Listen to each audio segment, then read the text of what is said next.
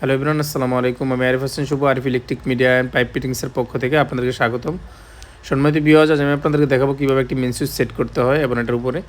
তো আমরা কলম দিয়ে দাগ দিয়ে নিচ্ছি, যেহেতু আমাদের নিচে দিয়ে দুইটি লাইন আউট হবে, ঢুকবে, ইন হবে, আর উপর দিয়ে দুইটি লাইন আউট হবে, আর সাইডে দিয়ে নিউট্রাল গার্ডটা লাগবে।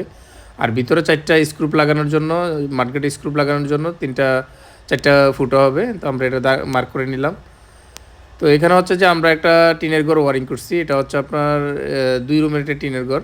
তো আমরা এখানে কয়টি পয়েন্ট করছি এটা আপনাদেরকে দেখাবো। তো যেহেতু এটা এখানে আমরা 2টি পয়েন্ট করব, 2টি পয়েন্টের মধ্যে আপনার দুইটি লাইট, একটি ফ্যান। তো আমরা এখানে 3টি সুইচ ইউজ করছি, একটা সকেট, একটা ইন্ডিকেটর। তো এটা আমরা কীভাবে কাজটি করি সেটা আপনাদেরকে দেখাচ্ছি। তো এটা হচ্ছে যে আপনার যদি আমরা 3টি পয়েন্ট করি, 3টি পয়েন্টে নর্মালি আমাদের 6টা তার আসে, যেমন 3টি কালা, 3টি লাল। আর তারপর হচ্ছে যে আমাদের এখানে আর 2টি পয়েন্ট আসে, যে আমাদের মেন সুইচ থেকে 2টা তার আসে। তো মোট 8টি তার।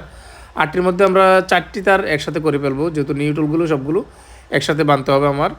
আর যে মেন ফেজটা হচ্ছে আমরা নিচে দিয়ে লাগবে আর কি, সুইচের নিচ প্রান্তে লাগবে। লাগানোর পরে আমাদের ইন্ডিকেটারের সুইচে এরপরে এটা লাগানোর পরে নিউট্রালগুলো যেগুলো আছে, নিউট্রালগুলোতে সবগুলো একসাথে, যেহেতু 3টা পয়েন্ট, 3টা আর্থিং, আর আবার 3টা আপনার ফেজটিগুলো সুইচে লাগাই দিব আমরা।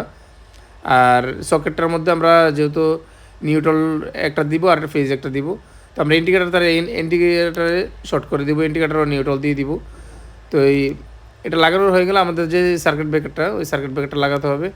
সার্কিট ব্রেকার লাগানোর কারণ হচ্ছে যে আমরা যেহেতু এই ঘরটাতে আরও একবার মানে শর্ট সার্কিট হয়েছিল, তো এই জন্য প্রত্যেকটি রুমে আমরা চেষ্টা করব, যদি আমরা লোড ক্যালকুলেশন করে আমরা যেখানে যেটা প্রয়োজন হয় এটা ওইখানে লাগানোর জন্য। যেহেতু আমরা এখানে 6 এম্পিয়ার লাগিয়ে দিয়েছি, যেহেতু এই রুমে পয়েন্ট সংখ্যা কম, যেহেতু 2টি লাইট, একটি ফ্যান, তো এখানে পয়েন্ট কম, তার মানে লোড কম। তো লোড ক্যালকুলেশন করে আমরা 6 এম্পিয়ারে লাগিয়েছি এখানে আর কি। তো আমরা যেখানে যেটা প্রয়োজন মানে ওই পরিমাপে ওইখানে লাগাবো আর কি। তো আপনারা চাইলে মানে 10 এম্পিয়ার ইউজ করতে পারেন, যদি যে রুমে ফ্রিজ থাকে ওইখানে 10 এম্পিয়ার ইউজ করবেন। যেখানে আপনাদের হয় ওইখানে ওইরকম লোড অনুযায়ী ব্যবহার করবেন আর কি।